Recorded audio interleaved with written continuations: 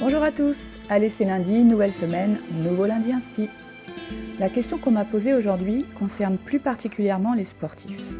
Selon toi, dans le triangle de performance technique, physique, mentale, un de ces éléments est-il dissociable des autres?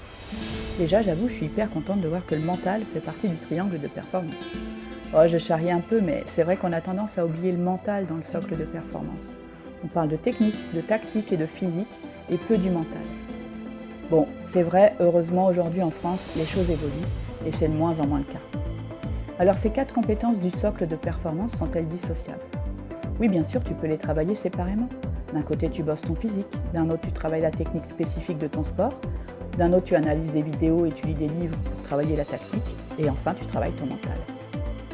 Mais tout cela n'apportera rien à ta performance si tu ne les relis pas entre eux et si tu ne te testes pas en pratiquant ton sport. Tout est lié. C'est d'ailleurs pour ça que ces compétences forment un socle. Tu dois les travailler ensemble, au rythme souhaité, afin que chaque compétence participe à ta performance. Elles sont interdépendantes. Le but de tout ça, c'est le plaisir et la perf dans ton sport. Tu dois donc les expérimenter afin de te rendre compte de l'utilité du travail engagé. Alors pour moi, tu l'as compris, ces compétences sont indissociables. Elles doivent être travaillées ensemble, en même temps, pour un même objectif. C'est seulement le degré de travail qui peut être différent, le temps consacré à chaque compétence. Il peut varier en fonction de la saison sportive, des difficultés rencontrées, des échéances, des aléas de la vie ou du monde. Mais en aucun cas, selon moi, tu dois mettre une de ces 4 compétences de côté. Par exemple, même blessé, tu dois bosser sur ton physique. Même quand tu es au top de ta perf, tu dois bosser sur ta confiance en toi.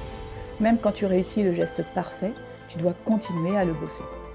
Faire l'impasse serait une erreur selon moi, si tu veux atteindre un niveau de performance élevé.